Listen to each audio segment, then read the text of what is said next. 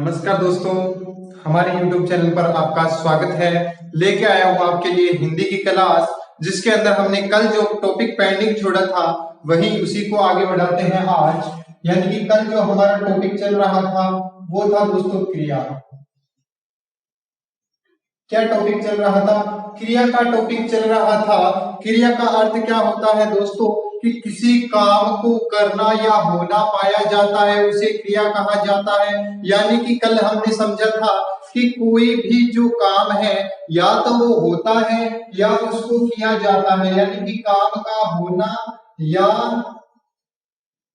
करना दोनों के दोनों जो है वो क्रिया कहलाते हैं। इसके अलावा हमने किया था कि क्रिया कितने प्रकार की होती है। क्रिया दो प्रकार की थी, सकर्मक क्रिया और अकर्मक क्रिया थी। उसके बाद हमने सकर्मक क्रिया को भी समझा था कि सकर्मक क्रिया के अंदर किस प्रकार से होता है, यानी कर्म सहित होता है, और अकर्मक क्रिया में कर्म जो है अप्रत्यक्ष रूप से रहता है। तो यहाँ तक हम कर चुके थे काम का होना या करना। मैं एक बार आपको फिर से बता देता हूँ कि एक तो होता है कि काम अपने आप हो रहा है, ठीक है, और दूसरे में करना होता है, ठीक है। इस प्रकार से इसको हमने कल समझा था। तो अब इससे आगे बढ़ते हैं हम, और आज का जो हमारा टॉपिक रहेगा वो रहेगा काल के आधार पर क्रिया के भेद। क्या रहने वाला है? काल के आधार पर क्रिया के भेद या काल कर्म के आधार पर क्रिया के भेद। काल कर्म के आधार पर क्रिया के भेद या प्रकार। तो देखिए दोस्तों, काल कर्म के आधार पर क्रिया कितने प्रकार की होती है। तो काल जितने प्रकार के होते हैं उसी प्रकार से काल कर्म के आधार पर क्रिया होगी। तो काल कितने होते हैं देखिएगा, हिंदी में काल जो होते हैं वो तीन होते हैं। सबसे पहला जो प्रकार आता है वो आता है भूतकाल। भूतकाल। दूसरा आता है हमारा वर्तमान काल। दूसरा कौन सा रहेगा? वर्तमान काल। और तीसरा कौन सा रहेगा? भविष्य काल। भविष्य काल को भविष्यत काल भी कहा जाता है। तो ये थे हमारे तीन काल। तो काल कर्म के आधार पर क्रिया के भी कितने भेद होंगे? तीन होंगे। इसके साथ में क्रिया जोड़ देंगे, भूतकाल क्रिया, या इसको कहा जा सकता है भूतकालीन क्रिया। इसके साथ में कालीन जोड़ते हैं, वर्तमान कालीन क्रिया। इसको इस प्रकार से भी जाना जा सकता है। या एक होता है भविष्यकालीन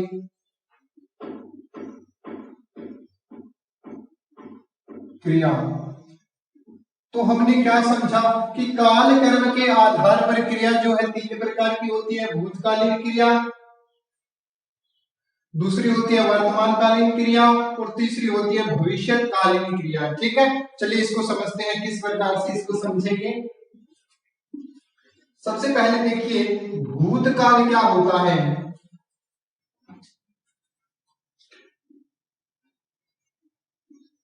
वह वाक्य जिसमें कोई भी क्रिया जो है वो पहले हो चुकी है, यानी कि अब जो समय है उस समय से पहले तक क्रिया पूर्ण हो चुकी है। वह वाक्य जिसमें क्रिया के पूर्ण होने का बोध हो भूतकालीन क्रिया कहलाती है।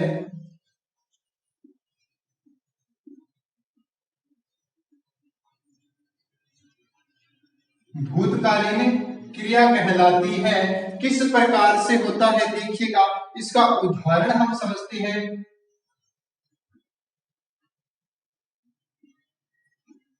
राम गया था, यानी कि इसको किस प्रकार से समझेंगे? गया था यानी कि पहले की बात कर रहा है, राम पहले गया था। ठीक है, इस प्रकार की जो क्रिया आती है वो किस में आती है, भूतकालीन क्रिया के अंतर्गत आती है। ठीक है, या लिखिए राधा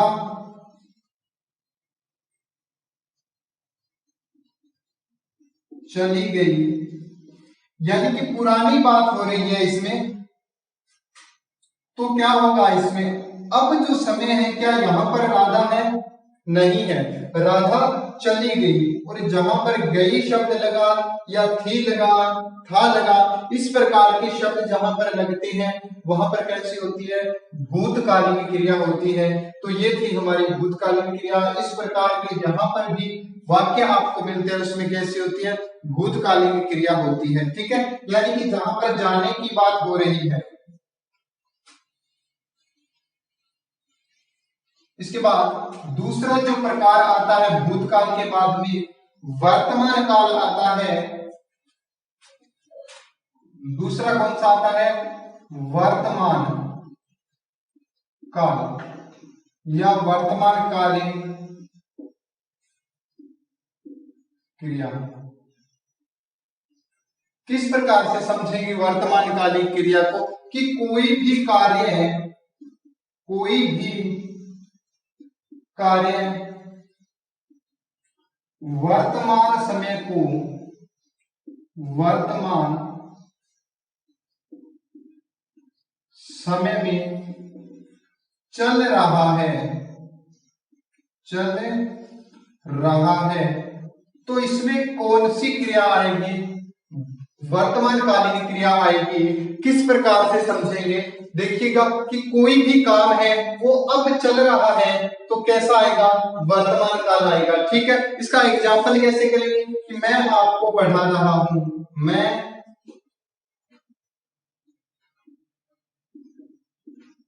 आपको पढ़ा रहा हूं। अब देखिए यहां पर पढ़ा रहा था लगाते हैं तो किस में आएगा, भूतकालीन क्रिया में आएगा, क्योंकि पहले पढ़ा रहा था। और यदि मैं अभी तक पढ़ा ही रहा हूं आपको तो किस में आएगा, कि मैं आपको पढ़ा रहा हूं, ये वर्तमान काल है। ठीक है, मोहन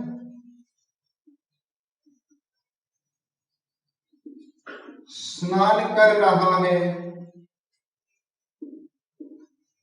तो मोहन ने अभी तक स्नान पूर्ण नहीं किया है। क्या है, मोहन स्नान कर रहा है। ठीक है, अभी तक कर रहा है, वर्तमान समय में क्या है, मोहन स्नान कर रहा है, इसके क्या है, वर्तमान कालीन क्रिया है। इस प्रकार से इसको समझा जा सकता है। यदि दोनों में अंतर करें तो किस प्रकार से लिखेंगे इसको, यदि इसी वाक्य को कहें कि भूतकालीन में बदलना है तो कैसे लिखेंगे, मोहन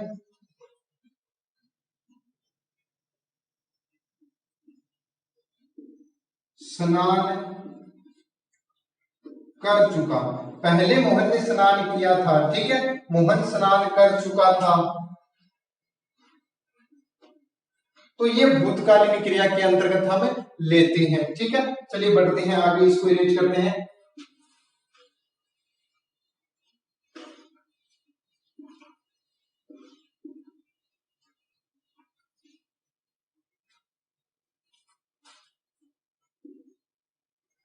तीसरा पार्ट इसका आता है भविष्य काल, भविष्य कालीन क्रिया। भविष्यकालीन क्रिया क्या होती है, देखिएगा कि यदि किसी काम का बाद में होने की ओर संकेत करने वाले वाक्य में क्या होता है, भूतकालीन नहीं भविष्यकालीन क्रियाएं होती है। कि यदि कोई काम जो है बाद में संपन्न होगा तो क्या होगा, उसमें भविष्यकालीन क्रियाएं होगा, यानी कि भविष्य की ओर संकेत करेगा, भविष्य में काम का होना पाया जाएगा। देखिएगा कोई भी काम है वो क्या होगा, अब जो समय चल रहा है उससे बाद में होगा। ठीक है, जैसे कि श्याम कल बाजार जाएगा, तो देखिए श्याम कल बाजार जाएगा, क्या ये समय वर्तमान समय है क्या? नहीं है, ये समय क्या है? भविष्य है। ठीक है, वर्तमान समय से बाद की कोई क्रिया के बारे में बात करें तो वो किसमें रहेगा? भविष्यकालीन क्रियाओं में आता है। ठीक है, या फिर लिखिए कि राम खाना खाएगा। क्या राम ने खाना खा लिया? नहीं खाया, तो राम क्या होगा? खाना खाएगा। यदि बाद की बात हो रही है या गा लगा हुआ है जिसमें खाएगा, खाएगा, जाएगा, जाएगी, इस प्रकार के वाक्य जहां पर लगते हैं, इस प्रकार की क्रियाएं जहां पर लगती है, वो क्या होता है? भविष्य काल क्रिया होता है। तो हमने क्या समझा? काल कर्म के आधार पर क्रिया के तीन भेद होते हैं। सबसे पहला भूतकालीन क्रिया होता है जिसके अंदर बीते हुए काल की बात हो रही होती है, और दूसरा वर्तमान काल की बात हो रही थी, यानी कि क्रिया जो है या कार्य जो है संपन्न अभी तक नहीं हुआ, कार्य बीच के अंदर है, कार्य अभी हो रहा है, तो वो कौन सा रहता है? वर्तमान काल रहता है। भविष्य काल की बात करें तो भविष्य काल वो होता है जहां पर काम होने वाला है। आगे की बात करेगा, राम खाना खाएगा, अभी तक राम ने खाना खाया नहीं है, राम खाना खाएगा। इसके बाद और जो प्रकार आते हैं क्रिया के, या और किस रूप में बांटा जा सकता है, तो ये कालक्रम के आधार पर था। अब बढ़ते हैं आगे, एक और आता है रचना की दृष्टि से या रचना के आधार पर, रचना के आधार पर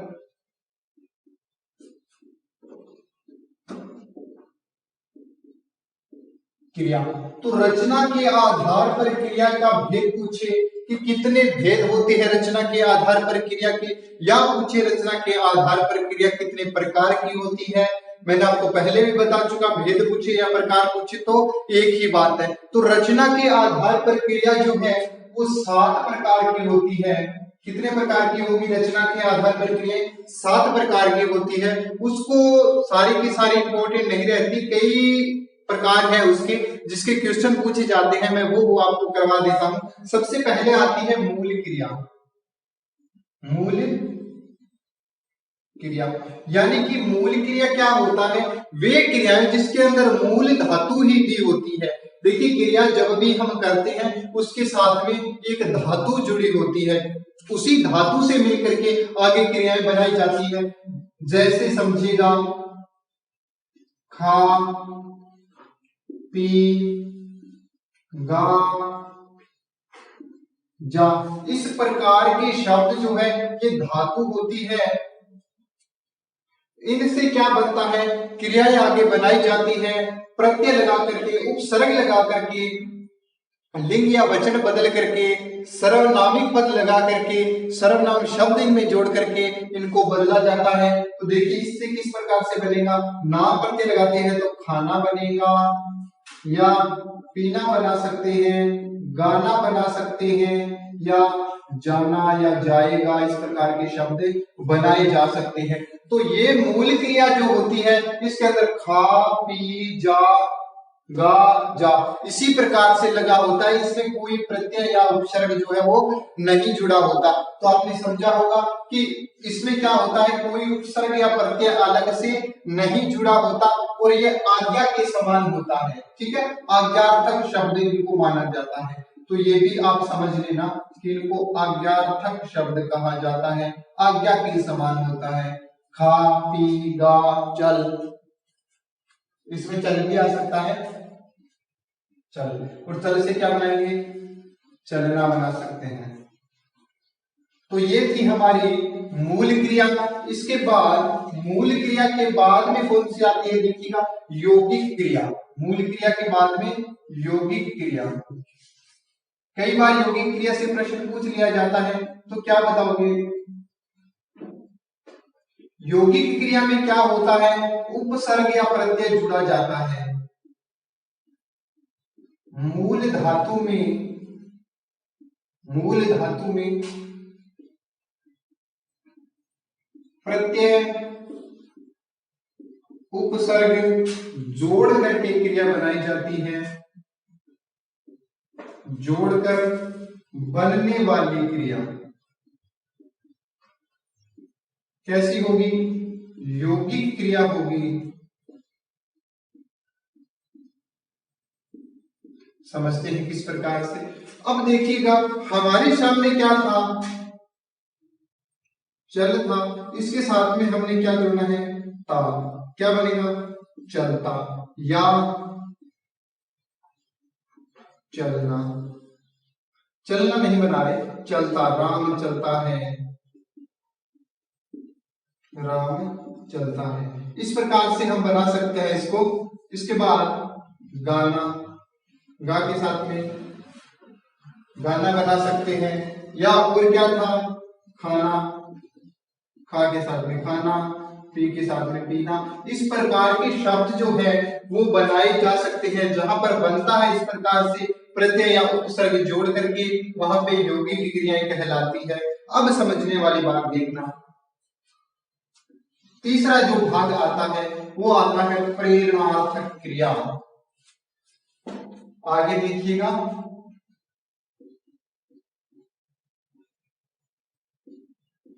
प्रेरणार्थक क्रिया, इसमें क्या होता है? प्रेरणार्थक क्रिया जो होता है, इसके अंदर किसी से प्रेरणा दे करके, किसी को प्रेरणा दे करके कुछ सिखाने के लिए कहा जाता है। यानी कि इसमें किसी को आज्ञा दी जाती है कि ये काम कर, यानी किया नहीं जाता, उससे करवाया जाता है। समझिएगा,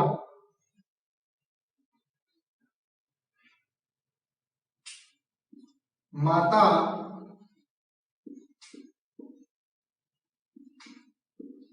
अध्यापक से, देखिएगा इसमें क्या हो रहा है? माता जो है अध्यापक से करवा रही है कोई काम, तो क्या कहेंगे? माता अध्यापक से बच्चों को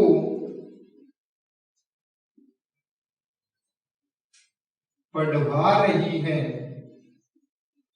अब देखिए, यहां पर जो काम है वो एक प्रेरणार्थक के रूप में कर रही है। क्या माँ बच्चों को पढ़ा रही है? क्या नहीं पढ़ा रही, क्या कर रही है? माँ अध्यापक से बच्चों को पढ़वा रही है। तो यहाँ पर पढ़ा कौन रहा है? अध्यापक पढ़ा रहा है। क्या अध्यापक अपने आप पढ़ा रहा है? नहीं पढ़ा रहा। अध्यापक को माता जो है अवगत करवा रही है पढ़ाने के लिए। माता अध्यापक को प्रेरणा दे रही है बच्चों को पढ़ाने के लिए। तो ये कौन से रहते हैं?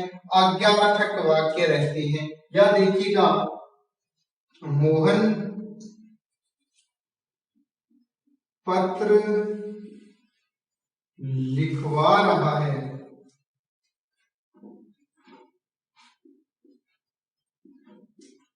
अब मोहन है, पत्र लिखवा रहा है, खुद तो नहीं लिख रहा मोहन, किसी से लिखवा रहा है। इसमें नाम नहीं दिया किससे लिखवा रहा है, तो मोहन पत्र लिखवा रहा है। मोहन किसी को आज्ञा देगा, मोहन किसी को प्रेरणा देगा, और वो क्या करेगा? पत्र लिखेगा। यानी वहां पर वाह आ जाए, वहां पर कौन सी रहती है? समझ लेना, प्रेरणार्थक क्रिया रहती है। प्रेरणार्थक क्रिया अपने आप संपन्न नहीं होती।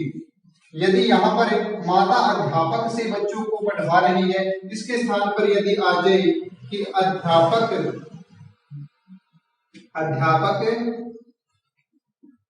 बच्चों को पढ़ने के लिए प्रेरित कर रहा है, प्रेरित कर रहा है। इस प्रकार के वाक्य जो है उसमें हमने क्या देखा? प्रेरित कर रहा है। और जहां पर प्रेरित करता है वहां पर प्रेरणार्थक क्रिया मत कर देना, ये गलत हो जाएगा। क्यों? क्योंकि अध्यापक क्या कर रहा है? बच्चों को पढ़ने के लिए प्रेरित कर रहा है। अब बच्चा करे या न करे वो अलग बात है। तो यहाँ पर अध्यापक खुद बच्चों को पढ़ने के लिए कह रहा है, तो यहाँ पर प्रेरणार्थक क्रिया नहीं है, यहाँ पर सहकर्मक क्रिया होगी। समझ गए होंगे आप। प्रेरणार्थक क्रिया क्या होता है? जिसमें प्रेरणा के द्वारा किसी छात्र को पढ़ने के लिए कहा जाता है, वहां पर नहीं होती, किसी अलग व्यक्ति के द्वारा कोई कार्य संपन्न करवाया जाता है, उस समय क्या होता है? प्रेरणार्थक क्रिया होता है। चलिए इसकी एक क्रिया को और संपन्न करते हैं जिसमें से क्वेश्चन आता है अक्सर एग्जाम में। पूर्वकालीन क्रिया, अगला भेद कौन सा इसका? पूर्वकालीन क्रिया।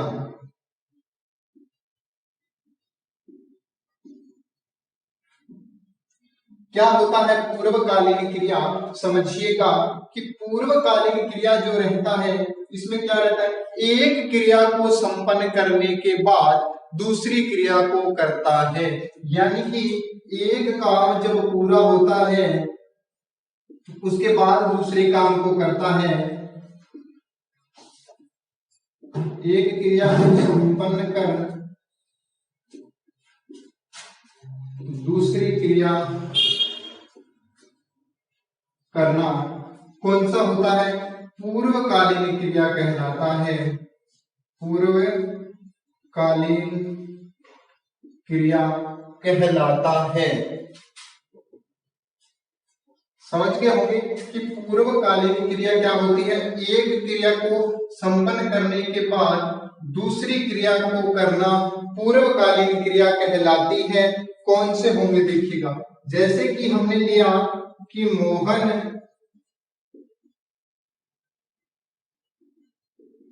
दौड़कर आया। यहां पर दो क्रियाएं हैं, समझेंगे किस प्रकार से है। दूसरा, राम खाना खाकर सो गया।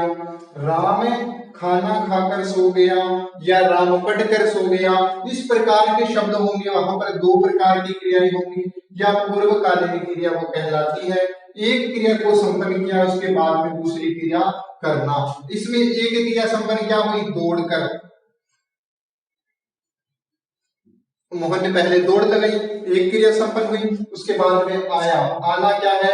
क्रिया है। दौड़ना क्या है? क्रिया है। तो यहाँ पर क्या हुआ? मोहन पहले दौड़ा तो एक क्रिया हुई और आया दूसरी क्रिया। तो पूर्वकालीन क्रिया कौन सी हुई इसमें? यानी कि जो पहले की गई थी क्रिया वो पूर्वकालीन क्रिया कहलाई। पहले क्या किया? दौड़ा था। यहाँ पर खाना खाकर सो गया। अब पहली क्रिया क्या है? पहले उसने खाना खाया, उसके बाद में वो सो गया। तो पहली क्रिया कौन सी हुई? खाना खाना। और जहां पर देखिए इसको समझेंगे कैसे, पूर्वकालीन क्रिया में क्या होगा? जो धातु है, धातु के साथ में कर लगा होगा और कर को देखकर हम क्या करेंगे? पूर्वकालीन क्रिया को पहचान लेंगे। तो ये इंपॉर्टेंट क्रियाएं थी आपकी। ये हमारा आज क्रिया का जो पार्ट है वो पूरा हुआ। मिलते हैं अगली क्लास में, देखते हैं आगे का टॉपिक कौन सा लेके आऊं आपके लिए। दोस्तों बता दीजिएगा, कमेंट में लिख दीजिएगा कि कौन सा टॉपिक पर आप क्लास कल चाहते हैं, तो उसी पे मैं बना दूंगा। धन्यवाद आपका दोस्तों, और आपसे रिक्वेस्ट रहेगी हमारी क्लास को लाइक जरूर कीजिएगा, चैनल को सब्सक्राइब करना न भूलिएगा। धन्यवाद।